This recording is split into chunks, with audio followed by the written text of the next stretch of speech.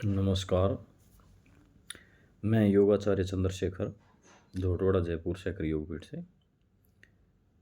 अ, पिछले रविवार को एक समाचार पत्रों में एक समाचार आया कि अशोकनगर मध्य प्रदेश के डॉक्टर पवन सिंघल का 54 वर्ष की आयु में हृदय साइलेंट अटैक से निधन हो गया।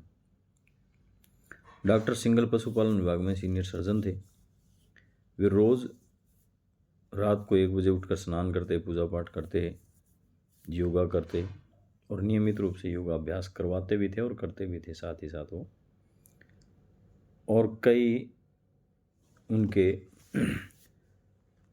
जो है उनके पास में रिकॉर्ड भी थे, जैसे सूर्य नमस्कार का उन्होंने 3600 सूर्य नमस्कार और 17 बार रक्तदान और 11 घंटे में 100 किलोमीटर की रेस, 8 घंटे में 3600 सूर्य नमस्कार आदि कई उन्होंने रिकॉर्ड भी हासिल किए थे। अच्छा खाना पीना था और 1 माह से नमक व शक्कर खाना पूरी तरह से बंद कर दिया था, यानी कि पिछले माह से वो नमक और शक्कर खाना भी उन्होंने बंद कर दिया। ये कई चीज़ें हैं, अर्थात उन्होंने अपनी जीवनचर्या को अच्छी तरह से मेंटेन किया, बहुत बढ़िया किया।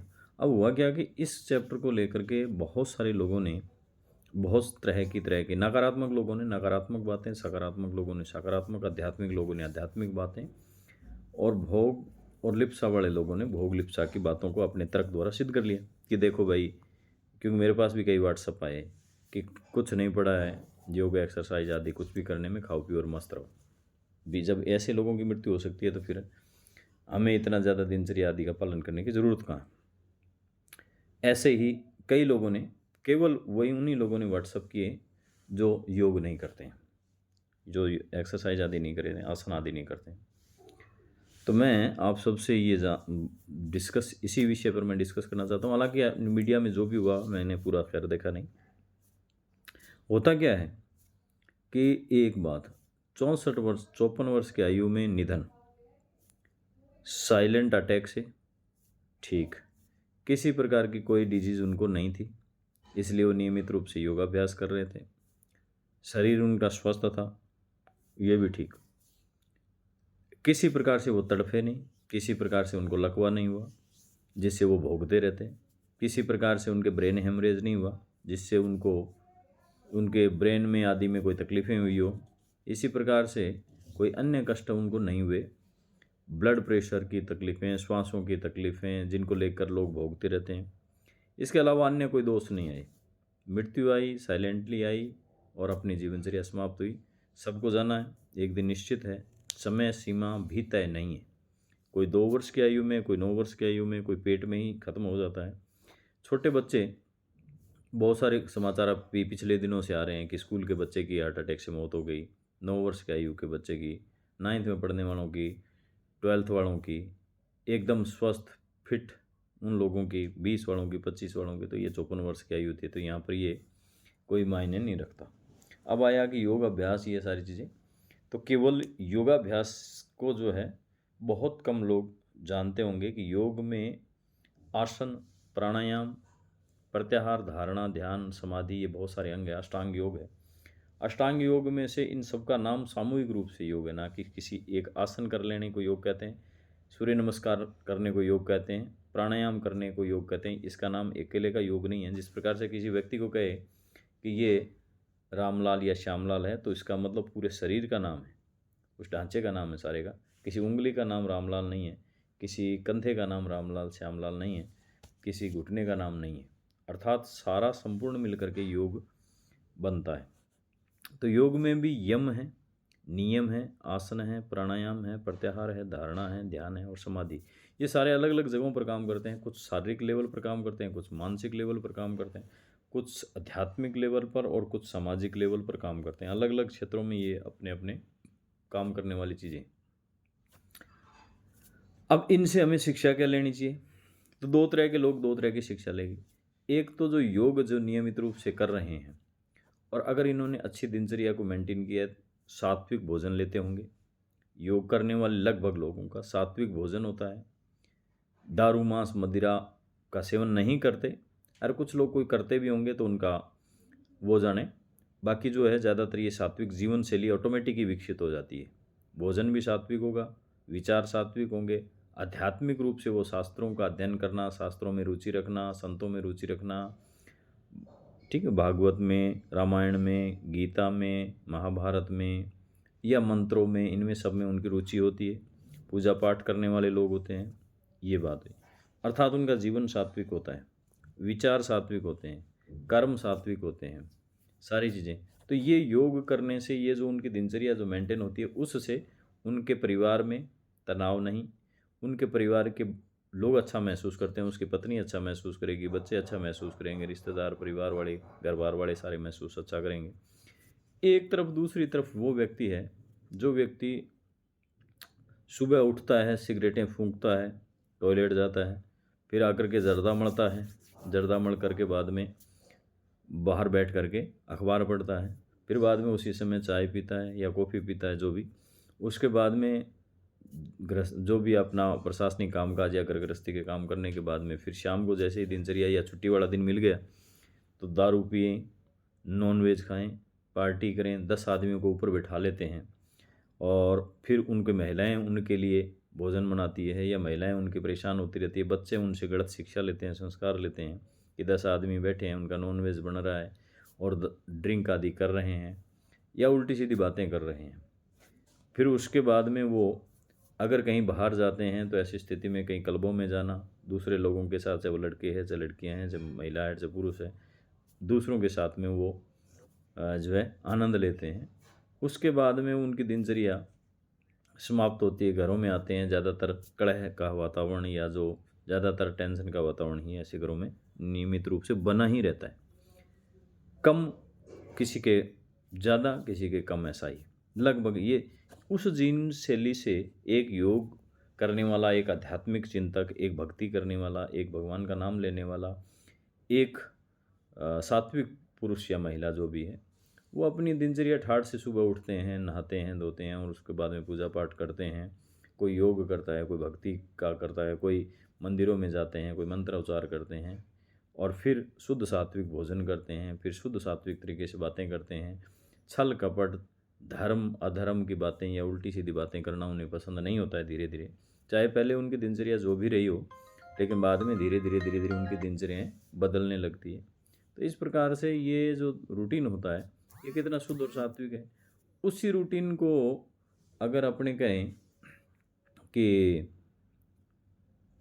उसमें दूसरी तरफ वाला जो रूटीन है वो ठीक है, तो सात्विक जीवन जी रहा है, सात्विक तरीके से वो लाइफस्टाइल मेंटेन कर रहा है। और एक राजसिक तरीके से राजसिक भोजनों का, तामसिक भोजनों का सहारा ले रहा है, तामसिक तरीके से जीवन जी रहा है। उन दोनों के कंपैरिजन को क्या, कहाँ से कंपेयर कर सकते हैं आपस में। अब रही बात जन्म और मृत्यु की, तो रामायण की शायद ये चौपाई है कि सुनहु भरत भावी प्रबल, बिलख कहे मुनिनाथ, जन्म मरण लाभ हानि यश अपयश विधि हाथ। अर्थात ये 6 काम हैं, ये भगवान के हाथ में है, विधि विधाता के हाथ में है, हमारे और आपके हाथ में नहीं है कि कब किसका जन्म होगा, कब किसकी मृत्यु होगी, किसको कितना लाभ होना है, किसको कितनी हानि होनी है, कब किसका मान होना है, कब कितना अपमान होना है। ये सारा विधि विधान के अंतर्गत पहले ही हमारे निज कर्मों से जो है हम अपने फलों को भोगते हैं। उम्र का कोई निश्चित नहीं है, मृत्यु किसी के कंट्रोल में नहीं है। चाहे रोज़ नियमित योग करें, चाहे एक दिन योग ना करें, चाहे नियमित जिम जाएं, चाहे ना जाएं, चाहे आप पूरी तरह स्वस्थ हैं, चाहे अस्वस्थ हैं, मृत्यु का मतलब है सांसें। सांसों की जो है वो एकदम से निश्चित गणना रहती है, कितने वर्ष, कितने दिन, कितने सेकंड तक किसी को जीना है, उस समय तक जिएगा। चाहे उसके पास में धन कितना कम है, ज़्यादा है, चाहे उसके पास में अध्यात्म कम है, ज़्यादा है, वो चाहे वो सिद्धियां प्राप्त कर चुका है, चाहे वो योग में नियमित रूप से पारंगत है, चाहे उसने कोई भी प्रकाष्ठा की स्थिति प्राप्त कर ली है, तब भी श्वासें हर शरीर को छोड़ती है और इसी से दूसरे शरीरों का स्थानांतरण होता है। तो जिन लोगों को इन विषयों पर गलत बात गलत डिबेट करना चालू कर देते हैं कि उनकी मृत्यु क्यों हुई, तो किसी न किसी अगर स्वस्थ व्यक्ति होगा और उस स्वस्थ व्यक्ति की मृत्यु का कोई ना कोई कारण बनेगा, या एक्सीडेंट से मरेगा, गोली से मरेगा, या फिर उसको हृदय रुकेगा तभी जा कर के उसकी मृत्यु होगी। ऐसे कैसे मृत्यु हो सकती है? अब उनमें उनका साइलेंट अटैक है। साइलेंट अटैक आना क्या बात है? साइलेंट अटैक किसी को भी आ सकता है। हृदय का रुकना, हृदय गति रुक गई, श्वास बंद हुआ, टॉपिक क्लोज हो गया। तो ये सारी चीज़ें, अब इसमें साइलेंट का मतलब होता है मौन, अटैक का मतलब होता है आक्रमण। अब आक्रमण किसने किया? ये भगवान ने किया, आत्मा ने किया, दुरात्मा ने किया, किसी किसी किसी चीज़ जीवन का हरण करने वाली चीज़ ने ही तो अटैक किया होगा, जिससे उसकी मृत्यु हुई। अर्थात संत शास्त्र और सभी ग्रंथों के अनुसार, संतों के अनुसार जो आया है उसकी मृत्यु निश्चित है। हाँ, अब आते हैं योग फिर क्यों करें? भाई जब मरना ही है तो योग, तो मरने चाहे चाहे योग कर लो और चाहे नहीं करो, फिर भी मृत्यु निश्चित है। महर्षि पतंजलि, जिन्होंने पतंजलि योग सूत्र पुस्तक लिखी, जिसका सबसे ज़्यादा प्रचार प्रसार है, उनकी भी मृत्यु हुई। योग वशिष्ठ भगवान राम के गुरु भी थे और दशरथ जी के गुरु भी थे, जिन्होंने योग वशिष्ठ पुस्तक लिखी, उनका भी इस संसार से वो भी अंतर्ध्यान हुए। भगवान राम स्वयं अंतर्ध्यान हुए। भगवान राम के पिताजी दशरथ जी स्वयं अंतर्ध्यान हुए। इसके बाद में भगवान कृष्ण जो है, जब उन्होंने यहाँ पर जन्म लिया, तार लिया, और फिर उन्होंने, उनका भी एक समय के बाद में कोई कारण बना। क्या बहेलिया उनको का कोई बहेलिया भगवान कृष्ण को मार सकता है? क्या अर्जुन जो है उस प्रकार से वो जा सकते हैं? लेकिन ये सारी चीज़ें विधि विधान है। प्राण जितने समय के लिए जिस शरीर को जो मिला हुआ है वो एक समय तक रहता है, उसके बाद में प्राण का उस शरीर से निष्क्रिय हो जाना, निष्प्राण हो जाना और दूसरे शरीर में चले जाना, ये सारी चीज़ें प्राकृतिक चीज़ें हैं जो होती ही होती है। जानवरों में भी, हम में भी, देवी देवताओं में भी वो अंतर्ध्यान हो जाते हैं या उनकी लीलाएं बंद हो जाती है, जैसा भी। लेकिन इसको ये नहीं कहेंगे उससे कि योग जो है बंद हो जाता है। अब आता है योग से फ़ायदा क्या है? तो योग से अगर आप घुट घुट के मर रहे हैं, पड़े हैं, और आपकी श्वासें चल रही है लेकिन शरीर हिल नहीं रहा, वो क्या अच्छी चीज़ है? आपका वज़न इतना बढ़ गया है जिसके कारण से आप चल नहीं पा रहे, बैठ नहीं पा रहे, सो नहीं पा रहे, खा नहीं पा रहे, कुछ कर नहीं पा रहे, और फिर आप उसी शरीर को ढोए जा रहे हैं और उस जीने में जीना है। किसी के लकवा मार गया, जिसका हाथ काम नहीं कर रहा, पैर काम नहीं कर रहा, और वो बेचारा जीवन जी रहा है, नरकीय जीवन जी रहा है। तो क्या उस चीज़ वैसा होकर के जीने में कोई उसको अच्छा ही है? हाँ, तो जब हम योग के आसनों का, प्राणायाम का, इनका प्रयोग करते हैं तो ऐसी स्थिति में हमारा शरीर शुद्ध होता है, शरीर की नाड़ियाँ शुद्ध होती है, दिख ही रहा है, और प्राकृतिक रूप से हमारे जो शरीर के जो अंग है, अंगों की लचक है, अंगों के अंदर किसी प्रकार के जो ब्लॉकेज, अवरोध आते हैं वो निकलते हैं। 101% वो एकदम से गारंटेड प्रोडक्ट बन जाए, ऐसी आज तक तो न तो वैज्ञानिक कोई चीज़ बना पाए हैं, और भगवान की बनाई हुई चीज़ में भी ऐसा नहीं है कि वो चीज़ें नहीं होंगी। केवल पंच महाभूत है, वो भी अपनी स्थितियां बदलते रहते हैं। तो ये शरीर स्वस्थ रखना है तो हमें नियमित रूप से योग करना चाहिए, हमें नियमित रूप से अभ्यास करना चाहिए, नियमित रूप से अपने शरीर की, अपने आँखों की, अपने कानों की, अपने हृदय की, अपने फेफड़ों की, अपने शरीर की स्थितियों को ठीक ढंग से जब तक जिएँ, यत्र जीवेत सुखम जीवेत, जितने दिन तक हम जिए उतने दिन तो सुख से जिएँ। ये नहीं कि किसी पे डिपेंड हो जाएं, ये नहीं कि किसी के सहारे हमें जीवन जीना पड़े। पैसे नहीं है फिर भी बार बार हमें दवाइयों के लिए पैसे मांगने पड़े, या हमारे पास पैसे ज़्यादा हैं तो भी हम उनको अप्रयोग जो है ऑपरेशन कराने में, इधर से टांग कटवाने में, उधर से पेट कटवाने में, उधर से पथरी निकलवाने में, उधर से अंग प्रत्यंग को कराने। हाँ, भगवान ने कष्ट दिए, हो सकता है आपके पूर्व कर्मों के हिसाब से आपके शरीर में कष्ट आए हैं, और उन कष्टों का आपको भोगना भी पड़ेगा। कई बार योगा करते करते भी, एक्सरसाइज करते करते भी, खान पान कंट्रोल करते करते भी, सारी चीज़ें एकदम ठीक ढंग से मैनेज करते करते भी बहुत सारी तकलीफ़ें हमें हो सकती है, क्योंकि इसमें भी फिर आता है संत और शास्त्रों के अनुसार, जिनका हम सबसे ज़्यादा आदर करते हैं, और हिंदू संस्कृति सारी की सारी डिकी हुई उन पर ही है। तो उनके अनुसार है कि हमारे पूर्व जन्म के कर्म जिनसे ये शरीर बना है, जिन अशुभ और अशुभ कर्मों से शरीर बना है, उसमें पूर्व जन्म के संस्कार हैं जिनके हमें फल भोगने पड़ते हैं। उनके कारण शरीर में भी कष्ट आते हैं, मन में भी कष्ट आते हैं, पारिवारिक कष्ट आते हैं, सामाजिक कष्ट आते हैं, बहुत सारी चीज़ें आती हैं।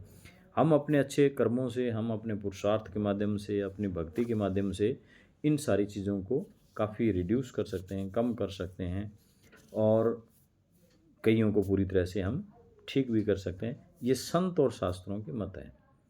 तो किसी भी चीज़ के उल्टे प्रभावों की तरफ जो है बात करने वाले लोग ज़्यादा होते हैं, तो उनसे अपने को बचाते हुए अपना, अपने परिवार का, अपने घर बार का और सबका ही हित चाहते हुए नियमित रूप से धर्म पर चलने की, मर्यादा पर चलने की, अपने पुरुषार्थ ठीक ढंग से करने की, अपने शरीर आदि को ठीक ढंग से मेंटेन करने की कोशिश हमें करनी चाहिए, जिससे कि हम यत्र जीवेत सुखम जीवेत वाली संस्कृति पर टिक सकें और शरीर को स्वस्थ और मन को स्वस्थ और घर को, परिवार को, समाज को, इनको सबको हम स्वस्थ रख सकें, स्वस्थ शिक्षा दे सकें और संस्कार दे सकें। नमस्कार।